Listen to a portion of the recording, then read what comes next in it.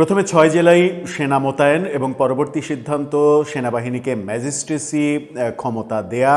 এই ঘটনার পরে রাতে এবার সিদ্ধান্ত নেওয়া হয়েছে বিজিবি মোতায়েনের। উদ্দেশ্য আওয়ামী লীগকে প্রতিহত করা, আওয়ামী লীগকে ঠেকানো। আওয়ামী লীগ যেন দেশে কোনো ধরনের কোনো অরাজক পরিস্থিতি তৈরি করতে না পারে ২৩ জুন অর্থাৎ প্রতিষ্ঠাবার্ষিকী উপলক্ষে। এই কারণেই আগের রাতে এবার বিজিবি মোতায়েনের সিদ্ধান্ত নেওয়া হলো। আপাতত ৫ জেলায় বিজিবি মোতায়েনের সিদ্ধান্তের কথা জানা গেছে। ৫ জেলার মধ্যে এক জেলা গাজীপুর, যেখানে সেনাবাহিনীও মোতায়েন করা হয়েছে।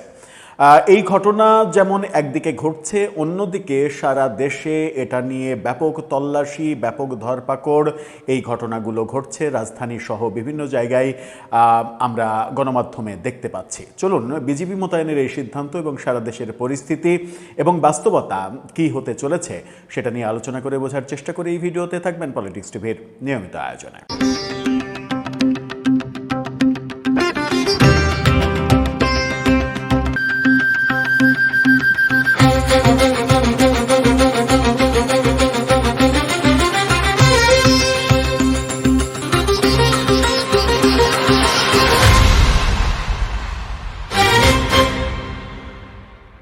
দর্শক, বলছিলাম সেনাবাহিনী নিযুক্ত করার পরে আমরা রাতে দেখলাম যে সেনাবাহিনীকে ম্যাজিস্ট্রেসি পাওয়ার দিয়েছে সরকার এবং গোপালগঞ্জ, ফরিদপুরে সেনাবাহিনী অবস্থান নিয়েছে এরকম খবরও আমরা গণমাধ্যমে এরই মাঝে নিশ্চিত হয়েছি। ঢাকাতেও তারা অবস্থান নিয়েছে, অন্য জায়গায় অন্য ৩ জেলাতেও নিশ্চয়ই অবস্থান নিয়েছে। তবে গোপালগঞ্জ এবং ফরিদপুরকে সরকার খুবই গুরুত্বপূর্ণ জায়গা ভাবছে। এরই মাঝে গতকালকে যে ঘটনা ঘটেছে সেটা হচ্ছে যে ফরিদপুরে ছাত্রলীগের এক নেতা পুলিশি হেফাজতে তার মৃত্যু। সেই ব্যাপারটা নিয়ে তোলপাড় শুরু হয়েছে। এমনকি আজকে সড়ক অবরোধের ঘটনাও ঘটেছে। আওয়ামী লীগের লোকজন সড়ক অবরোধ করেছে এই ঘটনায়। সুতরাং ফরিদপুরকে খুবই সেন্সিটিভ জায়গা মনে করছে সরকার। এই ঘটনার পরে এবার বিজিবি মোতায়েনের সিদ্ধান্ত নতুন করে প্রশ্ন তৈরি করলো যে আওয়ামী লীগের ২৩ জুন প্রতিষ্ঠাবার্ষিকীর যে ব্যাপার স্যাপার, যে কার্যক্রমের প্রস্তুতি তাদের, সেটা সম্ভবত আরও খারাপ দিকে গিয়েছে। গোয়েন্দা রিপোর্ট হয়তো সেরকমটাই বলছে। বিজিবি মোতায়েনের এই খবরটা গণমাধ্যমে দেখে নিন। তারা বলছে, মানবজমিন বলছে ৫ জেলায় বিজিবি মোতায়েন। এখানে যেটা বলা হয়েছে যে দেশের অভ্যন্তরীণ আইনশৃঙ্খলা পরিস্থিতি স্বাভাবিক রাখতে এবং সম্ভাব্য নিরাপত্তা ঝুঁকি মোকাবেলায় ৫ জেলায় বিজিবি মোতায়েন করা হয়েছে।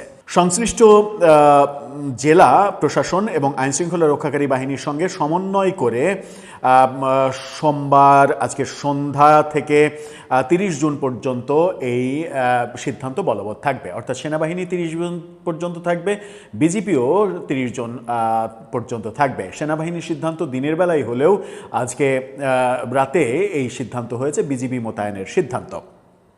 বিষয়টি নিশ্চিত করেছেন বর্ডার গার্ড বাংলাদেশের জনসংযোগ কর্মকর্তা শরীফুল ইসলাম। স্বরাষ্ট্র মন্ত্রণালয়ের নির্দেশে কক্সবাজার, মাদারীপুর, শেরপুর, গাজীপুর ও মৌলভীবাজার জেলায় বিজিবি মোতায়েন করা হয়েছে। তার মানে এই জেলাগুলোকে, গাজীপুর তো সেনাবাহিনী মোতায়েন করা হয়েছে, এই জেলাগুলোকে তারা গুরুত্বপূর্ণ ভাবছে। এর মাঝে মাদারীপুর আগেই গুরুত্বপূর্ণ ভাবা উচিত ছিল বোধহয়, কারণ মাদারীপুর, শরীয়তপুর, ফরিদপুর, গোপালগঞ্জ এগুলো তো আওয়ামী লীগের ঘাঁটি। এখানে মাদারীপুরে সেনা মোতায়েন করা হয়নি, ফরিদপুর এবং গোপালগঞ্জে শুধু করা হয়েছে। এবার বিজিবির মোতায়েনের বেলায় মাদারীপুরকে বেছে নেওয়া হলো, কিন্তু মজার ব্যাপার হচ্ছে কক্সবাজারকে তারা বেছে নিয়েছে, শেরপুরকে বেছে নিয়েছে, মৌলভীবাজারকে বেছে নিয়েছে। মৌলভীবাজারকে যখন বেছে নিল তখন মৌলভীবাজারের চাইতে সিলেট বেশি গুরুত্বপূর্ণ কিনা সেই প্রশ্ন উঠতেই পারে, সেটা অবশ্য সরকারের ব্যাপার। তিনি বলেছেন, বিজিবি দেশের আইনশৃঙ্খলা পরিস্থিতি স্বাভাবিক রাখা, জননিরাপত্তা নিশ্চিত করা এবং জাতীয় স্বার্থে কাজ করবে।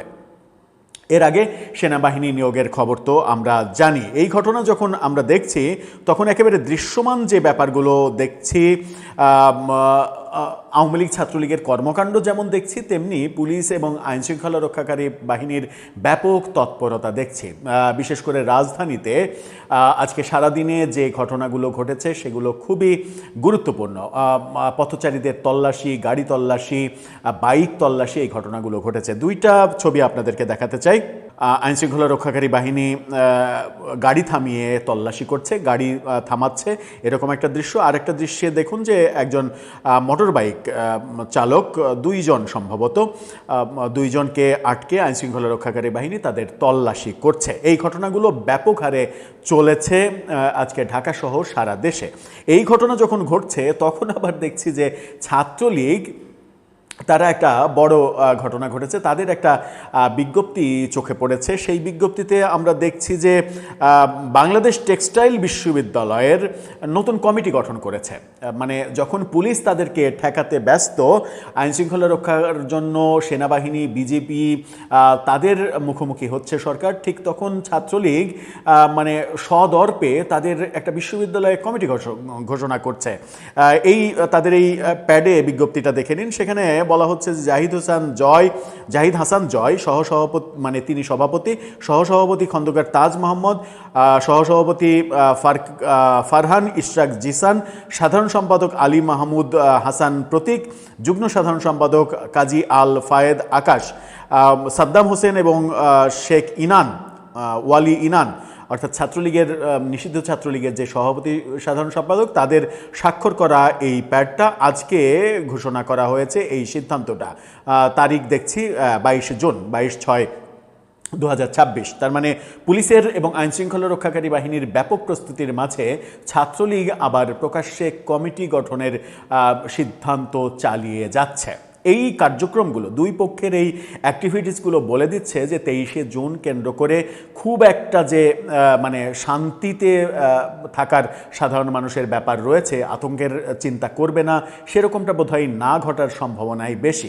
তবে সেনাবাহিনী যদি মাঠে থাকে, বিশেষ করে যে 6 জেলায় সেনাবাহিনী মোতায়েন করা হয়েছে ঢাকা মহানগর সহ, সেনাবাহিনীর মুখোমুখি হয়তোবা আওয়ামী লীগ ছাত্রলীগ হতে চাইবে না। আমি জানি না গোপালগঞ্জে কি হবে। গোপালগঞ্জের প্রেক্ষাপট তো আদতেই ভিন্ন, কারণ গোপালগঞ্জ মানেই হচ্ছে যে অনেকে বলেন যে ওখানকার চায়ের স্টল সহ, ওই জড় পদার্থ চায়ের স্টল সহ তারাও আওয়ামী লীগ করে। সেখানে দৃশ্যপট ভিন্ন হতে পারে। তবে দৃশ্যপট যত ভিন্নই হোক না কেন, বরাবরের মতো আমাদের প্রত্যাশা থাকবে, হয়তো কিছু খারাপ চিত্র আপনাদের সামনে তুলে ধরলাম, তবুও আমাদের প্রত্যাশা থাকবে যেন আইনশৃঙ্খলা পরিস্থিতির অবনতি না হয়, দুই পক্ষই অতিরিক্ত বাড়াবাড়ি করে যেন সাংঘর্ষিক পরিস্থিতির জন্ম না দেয়।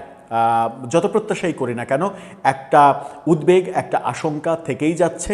সেই আশঙ্কাটা সত্য না হোক, মিথ্যা হোক, আমরা একটু একচিলতে শান্তির ঘুম ঘুমাতে পারি, যেন সেই ব্যাপারের মধ্যে যেন আমরা থাকি।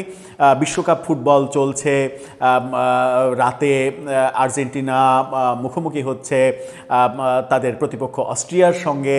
এরকম ফুটবল উত্তেজনা যখন চলছে, তার মধ্যে রাজনৈতিক উত্তেজনা নিশ্চয়ই আমাদের খুব একটা ভালো লাগার ব্যাপার হওয়ার কথা নয়।